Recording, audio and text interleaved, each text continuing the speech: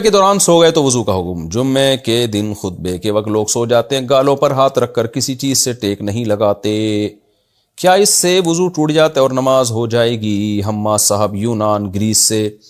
حماد صاحب وضو نماز تو ہو جائے گی ان کی، لیکن ان سے کہیں کہ گھر میں جا کے سویا کریں، مسجد میں سونے کے لیے کائنڈلی نہ آیا کریں۔ تو جو عربی میں خطبہ ہوتا ہے نا، وہ تمیز سے سننا واجب ہے۔ ہاں پھر بھی غیر اختیاری طور پر آنکھ لگ گئی تو جب تک دونوں کولے زمین پہ ٹکے ہوئے ہوں تو پھر جتنی بھی گہری نیند ہو، اگر کولے زمین پہ ٹکے ہوئے ہیں تو پھر اس سے وضو نہیں ٹوٹتا۔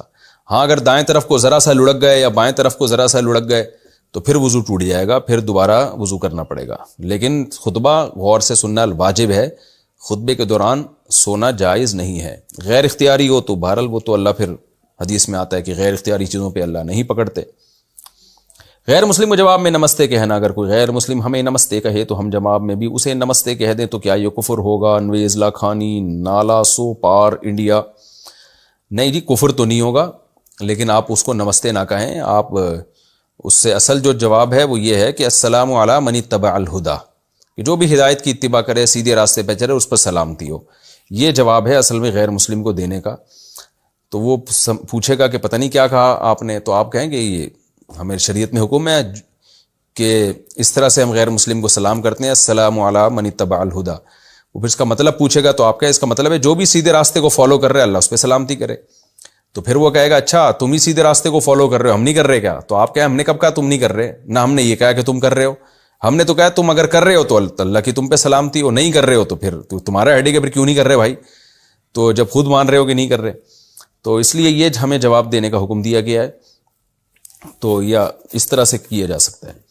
کمپنی کی طرف سے ہیلتھ انشورنس کا حکم۔ خلیجی ممالک میں یہ قانون ہے کہ کمپنیاں ہیلتھ انشورنس دیتی ہیں جو اسلامی اور غیر اسلامی دونوں ہو سکتی ہیں، اور وہ انشورنس اب آپ کے سیلری پیکیجز کا حصہ ہوتی ہیں، لہذا ہم جس اسپتال میں بھی جاتے ہیں تو ہماری انشورنس چارج ہو جاتی ہے۔ اس کا حکم بتائیے محمد محسن قطر سے۔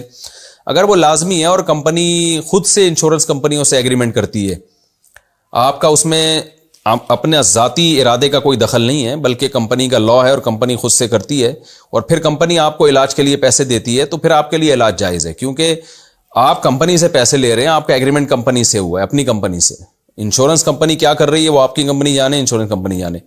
لیکن اگر کمپنی آپ کی ڈائریکٹ ڈیلنگ انشورنس کمپنی سے کرواتی ہے اور انہی پیپر پہ سائن کرواتی ہے کہ ڈائریکٹ آپ کا ایگریمنٹ انشورنس کمپنیوں سے ہو رہا ہے، اور پھر اس بیس پہ آپ کی تنخواہ سے پیسے کاٹتی ہے، تو پھر جتنے پیسے آپ کی تنخواہ سے کاٹے اتنا علاج تو بالکل آپ کرا سکتے ہیں۔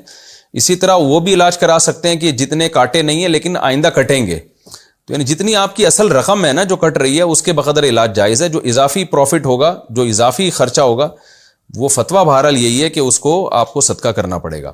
یہ جب ہے کہ جب آپ کا اور انشورنس کمپنی کی ڈائریکٹ ڈیلنگ کمپنی کروائے، تو اس صورت میں۔ باقی اسلامی انشورنس اگر ہے تو اس میں علماء کا مشہور اختلاف ہے، ہمیں اس پہ تحفظات ہیں، اس پہ ہمیں جائز ہونے پر اطمینان نہیں ہے، لیکن حضرت مفتی تقی صاحب اس کو جائز کہتے ہیں۔